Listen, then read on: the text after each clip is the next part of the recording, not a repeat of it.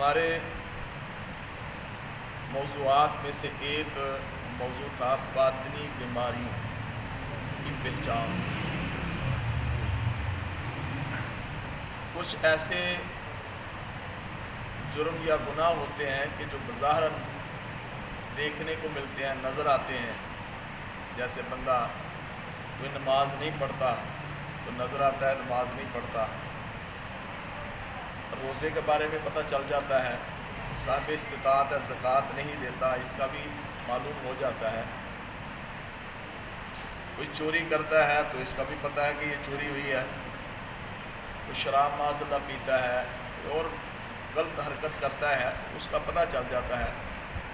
کچھ ایسی بیماریاں ہوتی ہیں جو ہمیں بظاہراً نظر تو نہیں آتی، لیکن وہ بیماریاں ایسی ہیں کہ ہمارے اعمال کو برباد کر دیتی ہیں، اعمال کو ضائع کر دیتی ہیں۔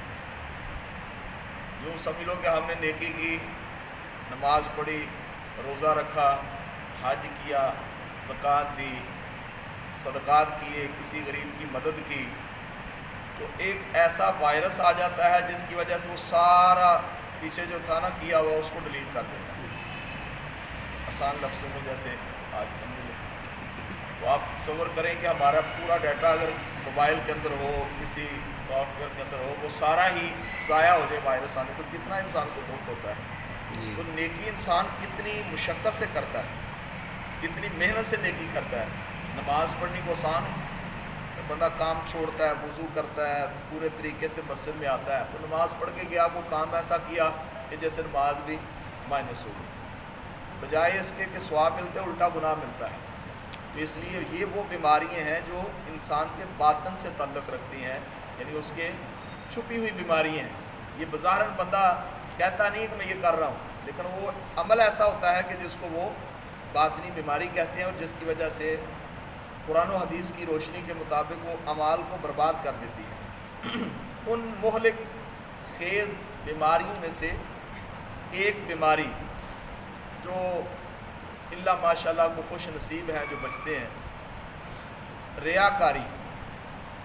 یعنی ریاکاری ایک ایسی چیز ہے، تعریف اس کی ہم سنتے ہیں، پھر مزید اس کے بارے میں عرض کرتا ہوں۔ ریا کے لغوی معنی دکھاوے کے ہیں، یعنی ریا کا معنی کیا ہوتا ہے؟ دکھاوا۔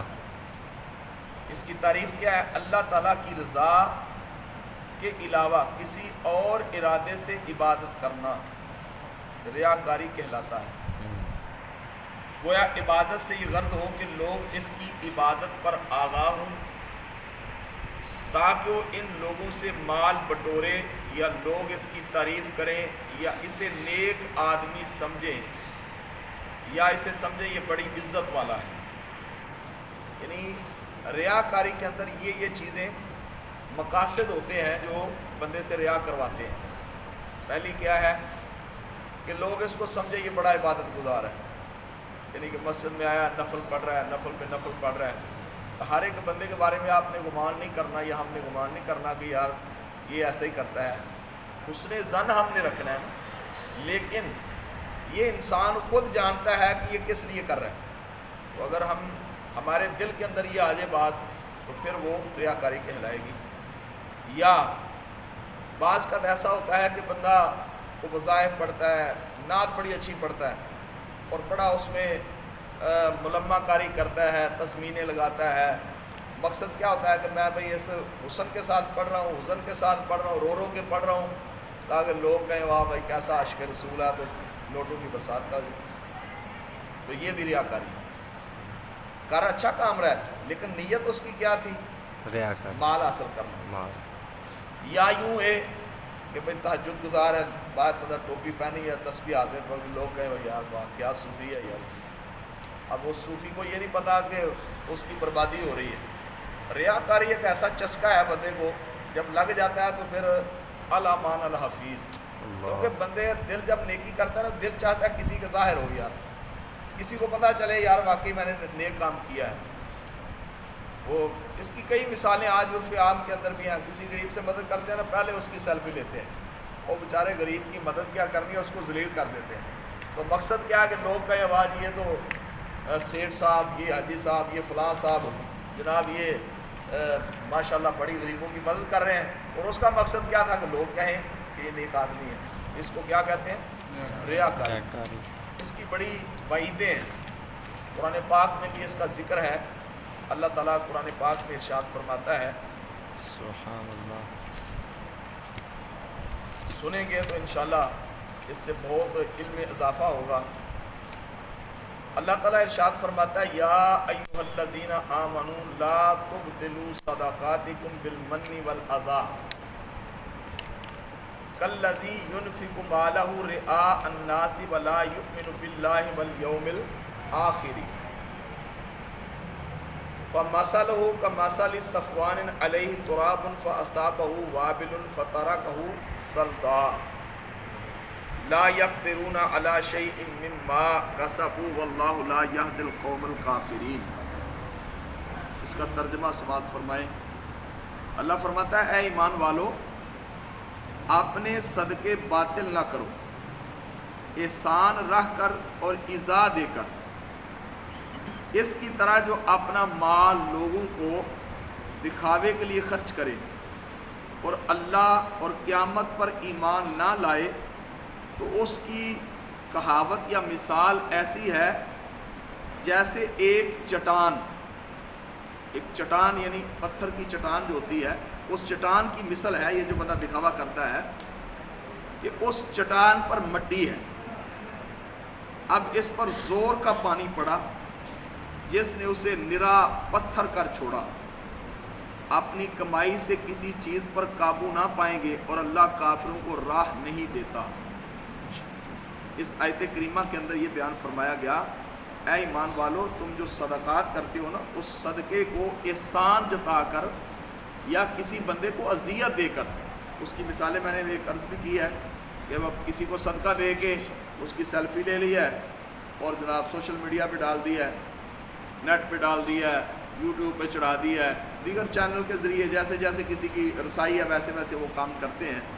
اب کیا ہوگا، جو اس کو دیکھے گا نا تو اس کی نظروں میں یہ بیچارہ ذلیل ہو جائے گا جس کو دیا ہے، یہ زکوٰۃ لے رہا ہے، یہ کر رہا ہے، اور دینے والے کو مزہ آ رہا ہے کہ میں بھائی اس کے ساتھ تعاون کیا ہے، تو یہ احسان کر رہا ہے اور دوسرے کو کیا دے رہا ہے؟ اذیت دے رہا ہے۔ یا ویسے کسی کو کوئی صدقہ دیتا ہے تو اس پر وہ احسان ہی جلاتا رہتا ہے، اور میں نے تجھے یہ کیا ہے، میں نے تجھے یہ کھلایا، میں نے تجھے یہ چیز لے کر دیا ہے، تو یہ احسان بھی جتانا ہے اور تکلیف بھی دینا ہے۔ بڑی پیاری مثال سے اس کو سمجھایا کہ جیسے چٹان ہوتی ہے نا پتھر کی، بہت بڑا جو اس کا ٹکڑا ہوتا ہے پتھر کا، اس کو چٹان کہتے ہیں۔ اب چٹان پر سمجھتے ہیں اس پر کوئی چیز ٹھہرتی نہیں ہے، لیکن گردہ وغیرہ اڑ کے مٹی وغیرہ اس پر ریتا پڑ جاتا ہے۔ اب زور کی بارش ہوئی، اب کیا کرے گا؟ چٹان کے اوپر کوئی گردہ یا مٹی رہے گی؟ تو اللہ تعالیٰ نے یہ مثال دے کر سمجھایا کہ جیسے اس چٹان پر کہ جس پر گردہ تھا، جب بارش پڑی اس پر، یا یوں سمجھ لو کہ پانی کے پریشر کے ساتھ، پائپ کے ساتھ اس چٹان کو جب مارا تو ساری بالکل وہ کلیئر ہو گیا، صاف ہو گئی، اور کیا ہوا؟ اس سے کوئی شے اس پر نظر نہ آئی۔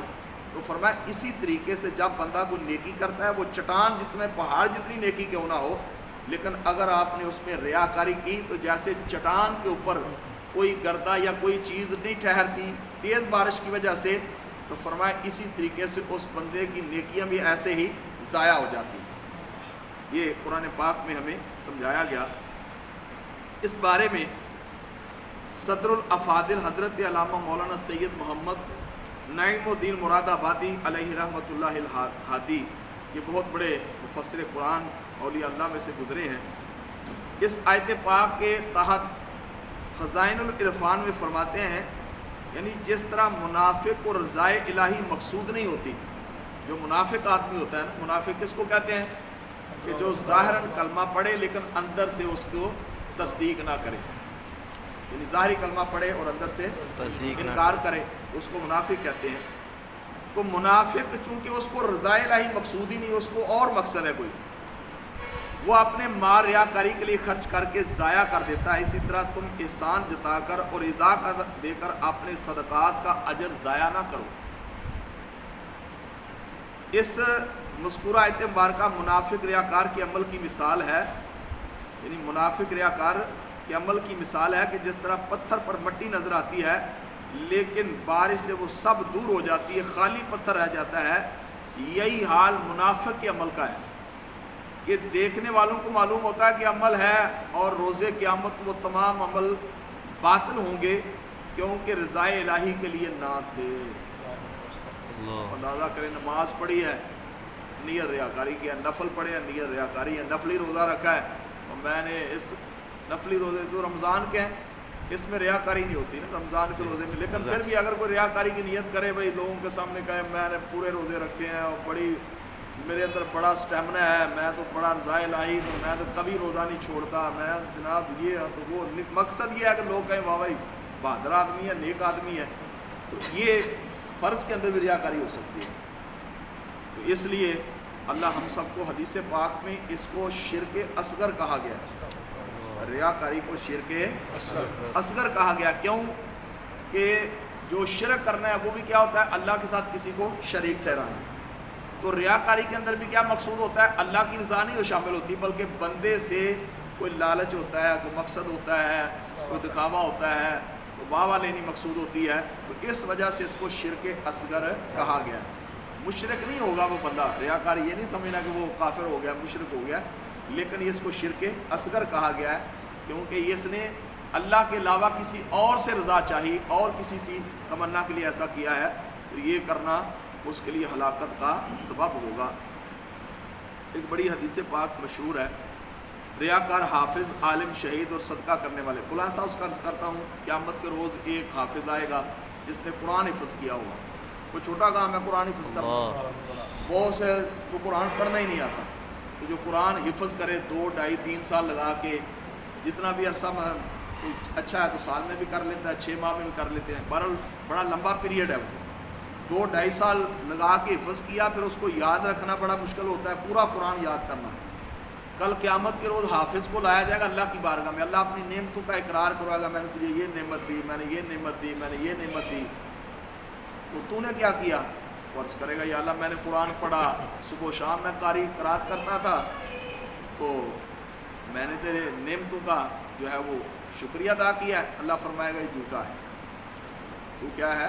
جھوٹا ہے، کیونکہ تو نے تو قرآن کی قرات خوش لہانی سے اس لیے پڑھا تھا کہ لوگ کہیں واہ واہ کیا قاری قرآن ہے یار، تو فرمایا سو دنیا میں کہہ لیا گیا، اب اس کو گھسیٹ کر جہنم میں داخل کر۔ اللہ، یہ مت سمجھے کہ بس میں بھائی قاری ہوں، میں حافظ ہوں، علامہ ہوں، مفتی ہوں، میں بس بھائی بخشیا بخشایا ہوں، نہیں، ہمیں بھی لازم ہے جس شعبے سے تعلق رکھتا ہے اس کو اپنے اس شعبے کے اندر ان چیزوں کا سیکھنا اور ریاکاری کی معلومات حاصل کرنا یہ ضروری ہے۔ یہ تو ریاکار کی۔ ایک شہید کو بھی ایسے لایا جائے گا، اس سے نعمتوں کا اقرار ہو کہے گا میں نے تو جان تیری راہ میں یا اللہ دی ہے، اس کو بھی کہا جائے گا تو جھوٹا ہے، تو شہادت اس لیے لی تھی تاکہ تجھے بہادر مجاہد کہا جائے۔ لوگ یہی کہتے ہیں نا بہادری کے لیے لڑ رہا ہوں، یا اور کوئی مقصد ہے، تو پھر اس کو بھی گھسیٹ کر جہنم میں داخل کر دیا جائے گا۔ پھر ایک صدقہ کرنے والے کو لایا جائے گا، سخی کو، وہ کہے گا میں تو بڑی سخاوت کی ہے، میں تو غریبوں کو پیسے تقسیم کرتا تھا، اس کو کہا جائے گا حضرت پیسے تو اس لیے نہیں تقسیم کرتا تھا کہ اللہ کی رضا حاصل کرے، تو دنیا سے واہ واہ لینے کے لیے کرتا تھا، لائن لگی ہے، لوگ بڑے وہی منتظر ہیں تیرے حاجی صاحب یا فلاں، مثال کے طور پر ایک یعنی کہ وہ دنیا دار پیسے والا ہے، تو فرمایا تو نے اس لیے پیسہ دیا تاکہ تجھے سخی کہا جائے، تو دنیا میں تجھے وہ نام مل گیا ہے، اب قیامت کے روز تیرے لیے کوئی اجر نہیں۔ اس لیے آج نیت کریں انشاءاللہ، تھوڑا عمل ہو یا زیادہ ہو، تھوڑا عمل ہو یا زیادہ ہو، کبھی بھی کسی دنیاوی مقصد کے لیے نہیں کرنا، فقط کس لیے کرنا ہے کہ میرا رب راضی ہو جائے، میرا رب راضی ہو جائے۔ جب نماز پڑھتے ہیں نا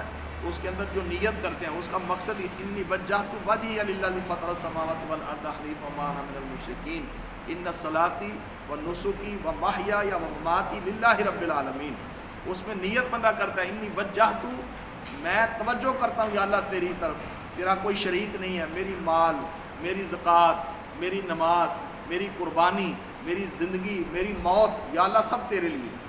مقصد یہ ہے کہ ہر کام کے اندر بندے کو نیت کیا کرنی ہے؟ رضائے الہی۔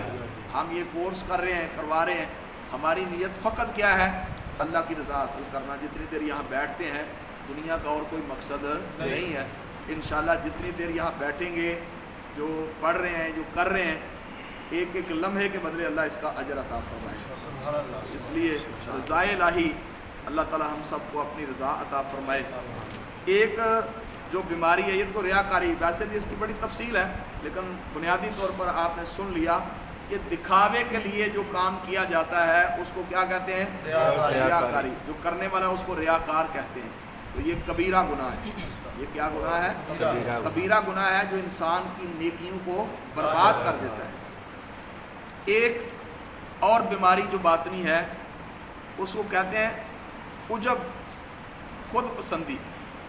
عربی میں عجب کہتے ہیں اور دوسرا اردو میں کیا کہیں گے؟ خود پسندی. کس کو کہتے ہیں؟ مثال اپنے کمال، مثلا علم یا عمل یا مال کو اپنی طرف نسبت کرنا اور اس بات کا خوف نہ ہونا کہ یہ چھن جائے گا. گویا خود پسند شخص نعمت کو منعم حقیقی یعنی اللہ تعالیٰ کی طرف منسوب کرنا ہی بھول جاتا ہے. یعنی ملی ہوئی نعمت مثلا صحت یا حسن و جمال، مال و دولت، ذہانت، خوش الحانی، منصب یا کوئی عہدہ وغیرہ کو اپنا کارنامہ سمجھ بیٹھنا اور یہ بھول جانا کہ سب اللہ رب العزت کی طرف سے عنایت ہے، اس کو بھول جانا. یعنی اس کو کیا کہتے ہیں؟ خود پسندی. عوام کو پتہ ہی نہیں ہوتا، چھوٹی چھوٹی باتوں، میرا یہ کمال ہے، میں نے اتنے نمبر لیے ہیں، کیا میرا حافظے کی کیا بات ہے، ایک دفعہ کتاب دیکھتا ہوں ہر شے نقش ہو جاتی ہے. میرا حافظے بڑا کبھی ہے، یا کوئی کام ہوتا ہے اس میں بڑا کمال، بھئی میری طاقت ہے، میرا فن ہے، میرا حسن و جمال، بندہ فخر کرتا ہے. وہ جب پسندی، خود پسندی کرتا ہے تو یہ بھی باطنی بیماریوں میں سے ایک بیماری ہے، اور یہ بھی وہ چیز ہے کہ جو انسان کو برباد کر دیتی ہے. ایک تیسری باطنی بیماری وہ ہے، ویسے تو یہاں 47 باطنی مہلکات کا ذکر کیا گیا ہے، لیکن اس میں ہر ایک کی تفصیل، ہر ایک کی وضاحت اور اس کی وعیدیں، پھر اسے بچنے کا طریقہ، یہ پورے بیان کیا گیا ہے. لیکن شارٹ کورس میں کم از کم ہمیں بنیادی چیزیں تو پتہ ہونی چاہیے نا. عجب پسندی، خود پسندی کہتے کس کو ہیں، ریاکار کس کو کہتے ہیں، تاکہ ہم ان کاموں سے باز آ جائیں. حسد کی تعریف. حسد بھی ایک باطنی مرض میں سے بہت بری بیماری ہے. کسی کی دینی یا دنیاوی نعمت کے زوال، یعنی اس کے چھن جانے کی تمنا کرنا، یہ خواہش کرنا کہ فلاں شخص کو یہ نعمت نہ ملے، اس کا نام حسد ہے. یہ نہیں چاہتا کہ مجھے بھی ملے، یہ کہتا ہے کہ فلاں بندے کو مال ملا ہے، فلاں بندے کو ہنر ملا ہے، فلاں بندے کی ذہانت ہے، اس کو وہ عہدہ ملا ہے، دنیا کے اندر مقام ملا ہے، تو یہ ذلیل ہو جائے، اس کا سارا وہ کام ختم ہو جائے. اس کو کیا کہتے ہیں؟ حسد. تو حسد نیکیوں کو ایسے کھا جاتا ہے جیسے لکڑی کو آگ کھا جاتا ہے. پتہ نماز بھی پڑھ رہا ہے، روزے بھی رکھا ہے، قرآن بھی پڑھ رہا ہے، لیکن اپنی دکان پہ بیٹھ کے رکشہ چلاتے ہوئے جس شعبے سے بھی تعلق رکھتا ہے، وہ تمنا یہ کر رہا ہے کسی مسلمان کے بارے میں، بھئی یہ اس کو جو نعمت ملی ہے نا، جو مال سامنے والی دکان کا جو اتنی بکری ہے، اتنا پیسہ ہے، یہ سارا برباد ہو جائے، اس کو زوال ہو جائے. تو یہ کیا ہے؟ اس کو کیا کہتے ہیں؟ حسد. کسی سے حسد نہیں کرنا، حسد نہیں کرنا، یہ باطنی بیماری ہے. ہاں یوں کر سکتے ہیں، یا اللہ فلاں بندے کو تو نے یہ نعمت دی ہے، مثال کے طور اس کی آواز بڑی اچھی ہے، بڑا اچھی نعت پڑھتا ہے وہ. حسد پھر کئی چیزوں سے ہوتا ہے. حسن سے حسد ہوتا ہے، علم سے حسد ہوتا ہے، عمل سے حسد ہوتا ہے، کسی کی وجاہت کو دیکھ کے اس کا مقام معاشرے کے اندر اس سے حسد ہو جاتا ہے. اس کے علاوہ کوئی اچھا کسی شعبے کا ماہر آدمی ہے، اس سے حسد ہو جاتا ہے، وہ اس کے گاہک زیادہ ہیں، اس سے کام زیادہ لوگ کرواتے ہیں. تو یہ حسد کی بیماریوں میں سے، حسد کے جو امور ہیں ان میں سے یہ ساری چیزیں اس میں شامل ہیں. تو بہرحال حسد بھی انسان کے مال کو کیا کرتا ہے؟ برباد.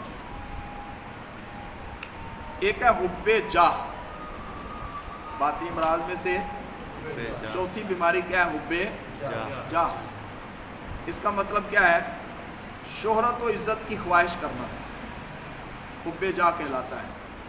یہ خاص طور پر ہمارے دینی طبقے کے اندر بھی بہت ہے اور سیاسی لیڈروں کے اندر بہت ہے. یعنی سیاست کے اندر دنیاوی معاملہ، جو تھوڑے لوگ لیڈر ٹائپ ہوتے ہیں نا، ان کے اندر حب جاہ کا بڑا مرض ہوتا ہے. بس ہر بندہ چاہتا ہے میری شہرت ہو جائے، چاہے گناہ سے ہو، چاہے حلال کام سے ہو، حرام سے ہو. بس اس کا مقصد کیا ہے کہ میں دنیا کے اندر پاپولر ہو جاؤں. میری دنیا میں واہ واہ ہو جائے. اب اس کے لیے بندے پتہ نہیں کیا کیا کام کرتے ہیں. بعض کا تو لاکھوں لاکھ روپیہ لگا دیتے ہیں. ایسے ہی کوئی کام ہی نہیں, بڑی بڑی فلیکسیں بنا کے پورے روڈ پہ چسپاں کر دیں گے. کیا کرنا ہے جی؟ عید کی خوشی میں مبارکباد. ابے نو چاہے مبارک دے نا, پوری روڈ والوں کو مبارکباد دے رہا ہے. تو یہ نہیں, یہ بندہ ہر بندہ سمجھتا ہے کہ میں نے, اس کا مقصد کیا ہوتا ہے کہ لوگ کہیں بھائی فلاں حضرت صاحب ہے, یہ ہے, یوں ہے. میں نام نہیں لیتا, کسی ایک برادری کا بھی لیں گے تو ناراض ہو جائے گی. مقصد یہ کہ ایک جنرلی بات عرض کر رہا ہوں کہ شہرت عزت کس کو نہیں چاہیے ہوتی بھائی. چھوٹے چھوٹے بچے ہیں نا, وہ بھی اس چیز کو چاہ رہے ہوتے ہیں. ایک بچے کو آپ اٹھائیں گے نا, پیار دیں گے, تو دوسرا چاہے گا یار اس کی بڑی گھر کے اندر بڑی پذیرائی ہے, تو دوسرا بھی چاہے گا. وہ ہر شعبہ زندگی سے تعلق رکھنے والا اس میں مبتلا ہو سکتا ہے. تو اللہ تعالیٰ شہرت کے لیے نہیں, شہرت کے لیے نہیں. اور بزرگ فرماتے ہیں نا, اٹھ فریدا صبح تے جھاڑو دے مسیح نہیں, ایک شعر, ہاں, اٹھ بلیا اتھے چلیے, جتھے سارے اٹھ بلیا چلو اتھے چلیے جتھے سارے انے, تے نہ کوئی ساڈی ذات پہچانے تو نہ کوئی سانو منے. یعنی اللہ کے ولی تو یہ گم رہنا چاہتے تھے کہ ہمیں کو پہچانے ہی نہ, پتہ ہی نہ چلے کہ یہ بندہ بھی دنیا کے اندر ہے.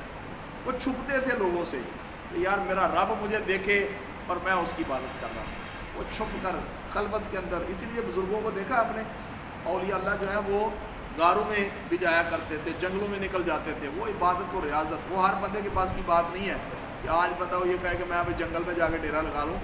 یہ بڑی ایک اعلیٰ مقام ہوتا ہے. پھر اپنے آپ کو سنبھالنا, پھر تنہائی میں رہنا, بندہ تو ورنہ وحشی بن جائے گا. یہ اللہ والوں کا مقام ہے. اللہ جب اپنا قرب عطا کرتا ہے تو پھر وہ مجاہدہ حق کی وجہ سے اللہ کی معرفت حاصل ہو جاتی ہے. وہ چاہے جنگل میں رہیں, جہاں بھی جائیں, تو ان کے ساتھ میلہ ہی میلہ ہوتا ہے. سبحان اللہ. اس لیے یہ کیا تھی, حب جا. اللہ کرے ہم زندگی بھر کبھی بھی حب جا کی خواہش نہ کریں. اگر اس طرح کی بیماریاں اگر ہوں نا, تو اللہ کی بارگاہ میں دعا کرنی چاہیے. کیا کرنی چاہیے؟ یا اللہ مجھے ان بیماریوں سے بچا.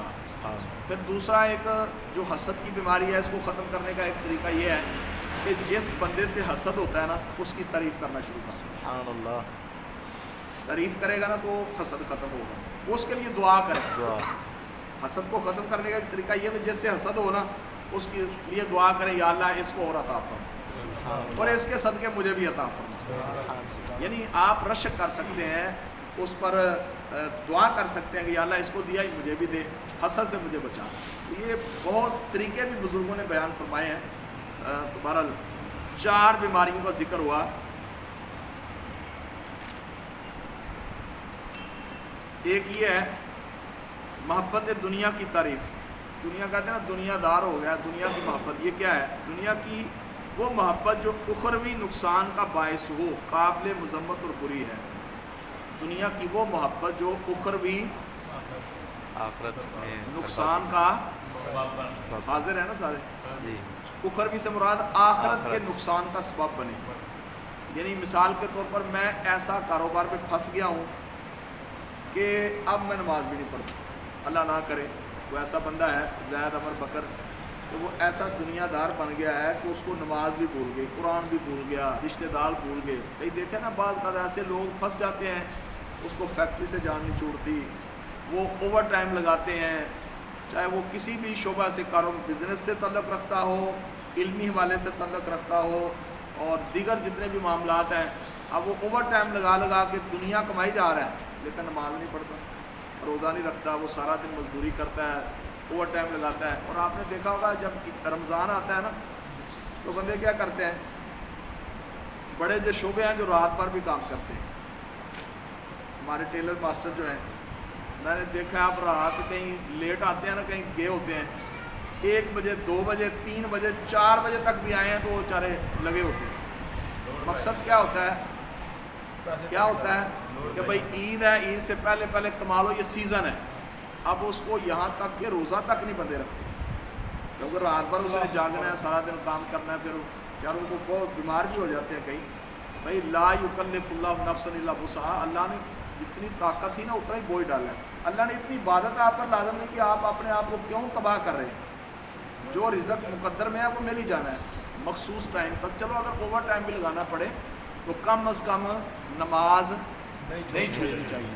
جو بندے یہ کہتے ہیں بھائی میں سارا دن مزدوری کرتا ہوں, تو یہ تو ویلے ہو نا, کمروں میں بیٹھے ہوئے ہو, مولوی مسجدوں کے اندر جناب پکے لگائے ہیں, موج مستی کر رہے ہیں, آئی تو ویلے سارا دن ٹوکری اٹھانی ہے, جانو پتہ لگے نا کٹائی کرو واڈی کرو کہ کیا کام کس بھاؤ بکتی ہے. تو بھائی آپ تھوڑا کر لیں, پہلے 8 گھنٹے کام کرتے تھے اب 4 گھنٹے کر لیں. اللہ تھوڑے میں برکت ڈال دینا تو وہ تھوڑا بھی زیادہ ہو جاتا ہے. سبحان اللہ. اور بہت زیادہ اللہ کی نافرمانی کی تو بہتے میں بھی برکت نہیں ہے. اور میں نے دیکھا ہے ایسا کئی بس پورا مہینہ انہوں نے کمانا ہے اور جب عید کا دن آنا ہے تو پھر انہوں نے وہی جو کمایا ہے نا ایسے ہی ٹکے ٹکے میں جیسے وہ ضائع کر دیتے. بہرحال اللہ تعالی ہم سب کو دنیا کی محبت سے بچائے. آمین. دنیا کی محبت سے بچائے. دنیا کی محبت, یہ مال کی محبت, یہ اعمال کو یا دنیا کو خراب کرنے کی جو ہے وہ بنیادی جڑ ہے.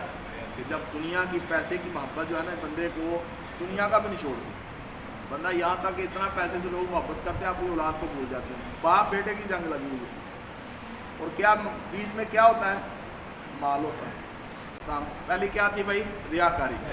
سارے بولے کیا؟ ریاکاری کا مطلب کیا؟ دکھاوا. نیت کریں انشاءاللہ زندگی بھر کسی کے لیے نیکی نہیں کریں گے, اللہ کی رضا میں. ایک تھا خود پسندی, اپنے آپ کو بڑا سمجھنا اور اللہ کی نعمتوں کو بھول جانا کہ دینے والا اللہ ہے. ہر چیز کی نسبت اللہ کی طرف. رزق دیا رب نے, عزت دی ہے رب نے, دولت دی ہے مالک نے, اولاد دی ہے رب نے, مکان دیا ہے اللہ نے, گاڑی دی ہے اللہ نے, عزت دی ہے اللہ نے, سب کچھ میرے رب کا ہے. الحمدللہ, اللہ کی تعریف کریں. اس کے بعد کیا ہے؟ حسد. حسد یہ ہے کہ کسی کی نعمت کے زوال کی تمنا کرنا. تو اللہ کی بارگاہ میں دعا کریں کہ انشاءاللہ ہم کسی سے حسد نہیں کریں گے. جیسے حسد آنے لگے گا اس کے لیے دعا کریں گے انشاءاللہ. ایک ہے حب جا. حب جا یعنی شہرت. تو میں سوشل میڈیا کے توسل سے ان دوستوں کو عرض کرتا ہوں کہ جو شہرت کی خاطر پتہ نہیں کتنا کتنا پیسہ صرف کر دیتے ہیں اور لوگوں سے الٹی گالیاں لیتے ہیں, لوگوں کے حقوق تلف کرتے ہیں. اللہ ہمیں شہرت نہیں اپنی محبت عطا فرمائے. آمین. دنیا کی محبت اس سے بھی بچنا ہے کہ بندہ آخرت کا نقصان کر لے دنیا کی محبت سے, یہ بھی کرنا درست نہیں ہے. ایک اور بیماری ہے جو ہمارے معاشرے میں, یہ بھی بغض و کینہ. بغض و کینہ یہ ہے کہ انسان اپنے دل میں کسی کو وہ جانے, اس سے غیر شرعی دشمنی و بغض رکھے, نفرت کرے اور یہ کیفیت ہمیشہ ہمیشہ باقی رہے. یعنی بغض کینہ جس کو چھپی دشمنی کہتے ہیں نا, چھپی اس کو بات دیکھے تو بندے کو غصہ چڑھ جائے. وہ اندر کی دشمنی ہوتی ہے نا, بظاہر میں بندہ ہنس رہا ہوتا ہے لیکن اندر اس کو پورے بیچارے کو چھریاں چل رہی ہوتی ہیں کہ یہ مر ہی جائے تو اچھا ہے. بہرحال یہ بغض و کینہ, اللہ ہم کو بغض و کینہ سے محفوظ رکھے, کیونکہ ہمارے نبی کی سنت ہے سرکار کسی سے بھی بغض نہیں رکھے. ہمارا بغض ہو تو اللہ کے لیے, کسی سے ناراضگی ہو نا, بغض رکھنے کے بھی مقام ہے. بات عقیدہ ہے اسے بغض رکھے, اسے اور ڈٹ کے رکھے, یعنی اس سے ایسا بغض رکھیں کہ بس وہ اس کو دیکھنا بھی پسند نہ کرے. ہاں جو ان کے ساتھ رکھے, میں یہی کہہ رہا ہوں بات عقیدہ کا یہ مطلب ہے نا, جس کا عقیدہ درست نہیں ہے اس سے بغض, کیونکہ وہ آپ اپنی ذات کے لیے نہیں کر رہے, اس سے جو بغض کر رہے ہیں وہ حضور کی محبت میں کر رہے ہیں, اللہ کی محبت میں کر رہے ہیں, اولیاء کی محبت میں کر رہے ہیں. اصل مقصد ہے کہ ہم کسی کو مانیں تو اللہ کے لیے اور کسی سے ناراض ہوں تو اللہ کے لیے.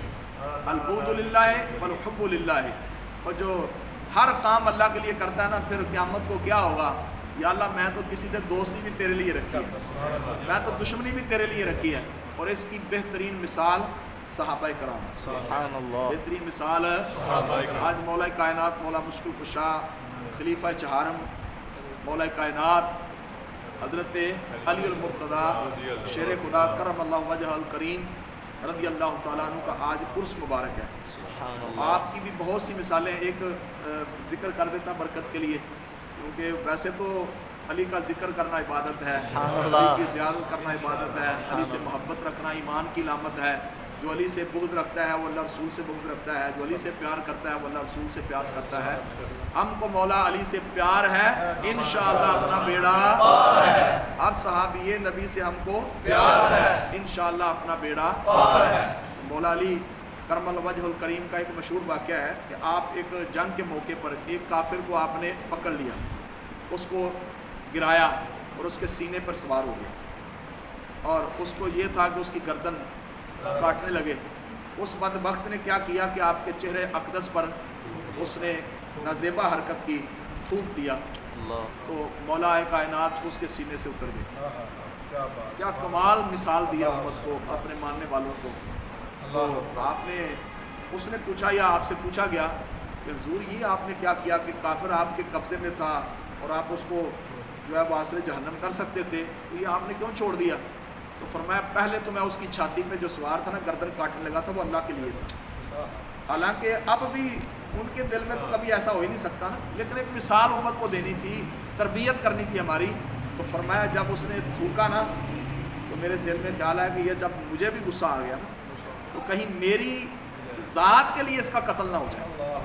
حالانکہ اس کو مارنا باعث برکت تھا، ثواب تھا، اس کو واصل جہنم ہی ہونا تھا، لیکن امت کو پیغام کیا دیا کہ صحابہ کی یہ تھی کہ اس معاملے میں بھی فقط کہ میری ذات آ گئی ہے، فرمایا پیچھے ہٹ جاؤ، کیونکہ ہر کام اللہ کے لیے، ہر کام اللہ کے لیے، رب نے سب کچھ دیا ہے، سب کچھ اس کا ہے، اور اسی کی طرف ہم نے پلٹ کے جانا ہے۔ سب کچھ دیا ہوا، عزتیں، دولتیں، اولاد، گھر بار، دنیا کی جو بھی نعمتیں، سانس لے رہے ہیں، صحت ملی ہے، یہ فقط میرے رب کا کرم ہے۔ تو اللہ تعالیٰ ان بیماریوں سے ہمیں بچنے کی تقریباً 5 کا ذکر ہوا ہے، 1 2 3 4 5 6، چھٹی کی نسبت سے یعنی خواجہ غریب نواز کی 6 باطنی بیماری ہیں۔ پہلی کیا ہے بھائی؟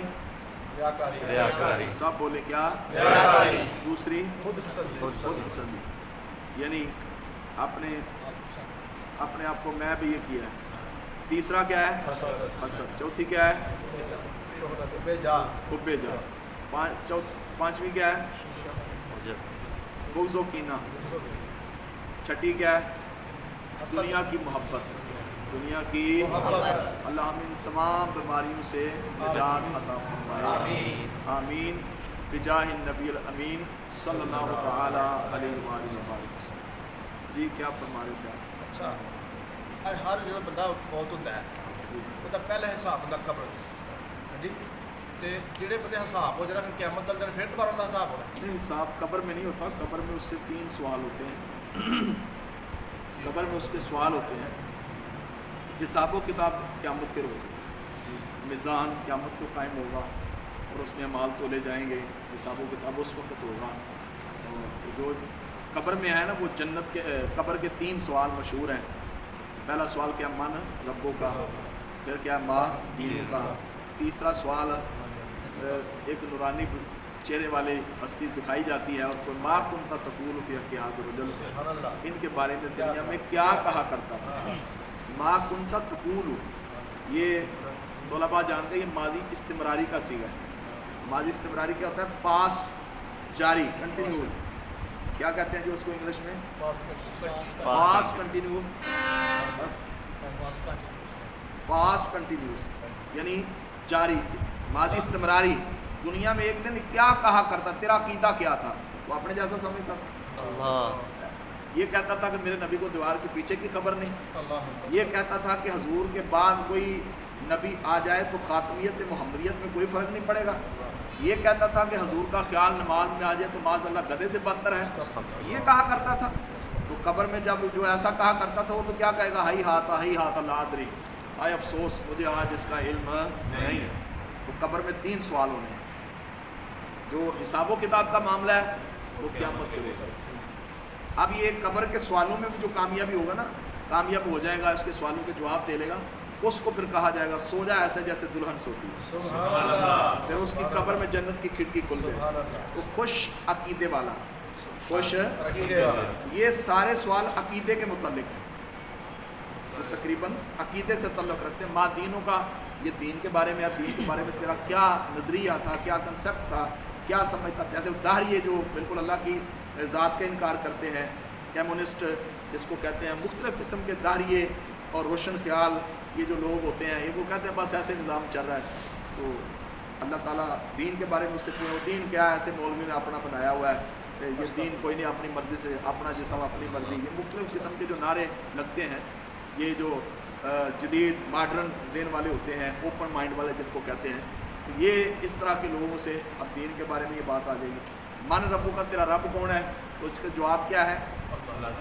حضرت علی کے عرس کی برکت سے آج یہ بھی بخاری شریف کی حدیث ہے، دیگر کتابوں میں بھی حدیث موجود ہے. تو یہ پہلا سوال کیا ہوگا؟ من ربو کا. کیا کہنا ہے؟ ربی اللہ. کیا کہنا ہے؟ ربی اللہ. ربی ہے، یہ میرا رب اللہ ہے. سبحان اللہ. دوسرا پوچھا جانا ما دین کا، تیرا دین کیا ہے؟ تو ہم نے کہنا دین یل اسلام. دینی، میرا دین کیا ہے؟ اسلام. اور تیسرا، دو سوال حالانکہ اللہ کی ذات کے بارے میں ہو گئے، دین کے بارے میں ہو گئے، تو بات ہونی چاہیے کہ دین میرا اسلام ہے، میرا خدا میرا رب ہے، رب میرا اللہ ہے. تو بات پوری ہو جانی چاہیے. فرمایا نہیں، اب تصدیق جو ہے نا، اصل جو حضور کا چہرہ دکھایا جائے تو عاشق تو کھل اٹھے گا نا. فرمایا قبر تو، موت تو انسان کو حضور سے ملا دیتی ہے. سبحان اللہ. موت تو حضور سے ملاقات کا ذریعہ ہے، اس لیے عاشق لوگ جو ہے تمنا کرتے رہے کاش موت آئے، قبر میں جائیں تو حضور آئے. سبحان اللہ. کیا بات ہے یار. جو امت ساری عمر حضور سے معاذ اللہ کو بغاوت کرتا رہا، تو قبر میں کہاں جائے گا؟ کس کو سہارا بنائے گا؟ اس لیے اللہ حضرت کہتے ہیں مرکد میں بندوں کو تھپک کر. مرکد کہتے ہیں قبر کو. مرکد میں بندوں کو تھپک کر میٹھی نیند سلاتے یہ ہیں، باپ جہاں بیٹے سے باغے لطف وہاں فرماتے یہ. قبر میں دیکھو نا، باپ بھی مٹی ڈال کے آ جاتا ہے. لنگوٹیے یار جو ایک منٹ بھی کسی کا بسا نہیں کھاتے، وہ قبر میں وہ بھی مٹی ڈال کے آتے ہیں، پھول ڈال کے آتے ہیں. کہتے ہیں وہ سوراخ بند نہ ہو، پانی نہ اندر چلا جائے، وہ بھی مٹی ڈال کے آتے ہیں. تو اب کیا اللہ حضرت کہتے ہیں باپ جہاں بیٹے سے باغے لطف وہاں فرماتے یہ ہیں. اور ماں بچے سے کتنا پیار کرتی ہے. اور میں ماں اپنے اکلوتے بچے کو نہیں چھوڑ سکتی. ماں جب اکلوتے کو چھوڑے، ماں قبر میں اکلوتے بیٹے کو چھوڑ کے آ جاتی ہے نا، وہ تو جاتی نہیں ہے قبر میں، اس کو اکیلے ہی چھوڑ کے آتے ہیں. تو پھر کیا ہوتا ہے؟ آہ آہ کہہ کے بلاتے یہ. سبحان اللہ. آتے ہیں اب سارے چھوڑ گیا نا، تو آ مدینے والے مصطفیٰ تیرا سہارا بن. سبحان اللہ. اور محشر کے میدان میں بھی کہیں گے اور نبی، جو قیامت کا روز ہوگا نا، تو محشر کے میدان کے اندر کہیں گے اور نبی اذهبوا الی غیری. سارے نبیوں کی بارگاہ میں باری باری ساری امتیں جائیں گی، تو ہر نبی یہی کہے گا اذهبوا الی، آج کسی اور کے پاس چلے جاؤ، آج کسی اور کے پاس، فلاں نبی کے پاس چلے جاؤ، فلاں نبی کے پاس چلے جاؤ. تو اب اللہ حضرت فرماتے ہیں کہیں گے اور نبی اذهبوا الی غیری. یہ جو عربی جاننے والے ہیں ان کو مزہ آئے گا. کہیں گے اور نبی اذهبوا، میں نے جاؤ، الی غیری، میرے علاوہ کسی اور کے پاس چلے ہو، میری سرکار کی زبان پر انا لہا ہو. سبحان اللہ. میں حضور کی زبان پر انا لہا، فرمایا جس کا کوئی نہیں نا آج مصطفیٰ اس کی. سبحان اللہ. اس لیے پیش حق مجدہ شفاعت کا سناتے جائیں گے. آپ روتے جائیں گے، ہم کو ہنساتے جائیں گے. یہ حضور خود امت کے غم میں روئیں گے اور امت کو ہنساتے جنت میں داخل فرماتے جائیں گے. اللہ تعالیٰ ہمیں قبر کے سوالات میں کامیابی عطا فرمائے. اس لیے خوش عقیدہ، بد عقیدے کے قریب بھی نہیں جانا. بد قریبی کے سائے سے بھی، بد عقیدہ جو بندہ ہے اس کے سائے سے بھی، جو نبیوں کا گستاخ ہے، صحابہ کا گستاخ ہے، اولیاء کا گستاخ ہے، اہل بیت طہار کا گستاخ بے ادب ہے، ہمارا اس سے کوئی تعلق نہیں. وہ چاہے ہمارا باپ کیوں نہ ہو، کیونکہ ہماری محبت حضور کے لیے، ہمارا تعلق حضور کی نسبت سے ہے. صحابہ کرام نے دیکھے نا، سب کچھ حضور کے لیے قربان کر دیا. اپنا شہر چھوڑ دیا، والد چھوڑ دیے، کسی کا بیٹا ماں کو بھی باپ کو چھوڑ دیا. یار کچھ چھوٹی بات ہے یہ؟ اپنی فیملی کو چھوڑنا، گھر بار چھوڑنا، بندے کی کوٹھی بنی ہو اور دیکھے بھی نہ اس کی طرف ہے. یہ کن کا کام ہے؟ یہ مصطفیٰ کے صحابہ کا. دیکھا بھی نہیں ان مکانوں کی طرف. فرمایا یہ حضور کی محبت میں رکاوٹ نہ بنے، یہ اولاد حضور کی محبت میں رکاوٹ نہ بنے. اور غزوہ بدر کا واقعہ اس نے میں بیان کیا نا، تو وہ صحابی رسول بدر کے مکان میں میدان کے اندر ان کا بازو کٹ گیا نا، تو چمڑی نیچے لٹک رہی تھی، تو انہوں نے کھینچ کے پر پھینکا، پیچھے پھینکا. انہوں نے کہا یہ رکاوٹ بن رہا ہے جہاد کرنے کے اندر. حضور کی ناموس کی حفاظت کے لیے کچھ بازو، اپنا بازو پیچھے کر دیا. اللہ. ہاں، حضرت ابو عبیدہ بن جراح یہ وہ صحابی رسول ہے جن کو سرکار نے فرمایا ہر امت کا ایک امین ہوتا ہے اور میری امت کا امین ابو عبیدہ بن جراح ہے۔ یہ وہ صحابی رسول ہے جنہوں نے بدر کے میدان میں یا کسی اور جنگ میں اپنے باپ کا سر کاٹ کے نا کان سے پکڑ کے حضور کی بارگاہ میں پیش کیا۔ تو ہے کسی اندر اتنی ضرورت پہ آج تک بریانی دی پلیٹ تے لوگ جناب مرزائی نال بھی مل لیندے نے تے صحابہ دے گستاخ نال تے اولیاء دے اہل بیت دے گستاخاں نال مل لیندے نے۔ بریانی دی پلیٹ تے چند ٹکیاں دی خاطر انہیں جانا انہیں مانا۔ اللہ حضور کہتے ہیں انہیں جانا انہیں مانا، نہ رکھا غیر سے۔ غیر ہر وہ ہے جو اللہ رسول کی محبت کے درمیان رکاوٹ بنے، جو رکاوٹ بنے، دین کی رکاوٹ بنے، انہیں جانا انہیں مانا، نہ رکھا غیر سے کام۔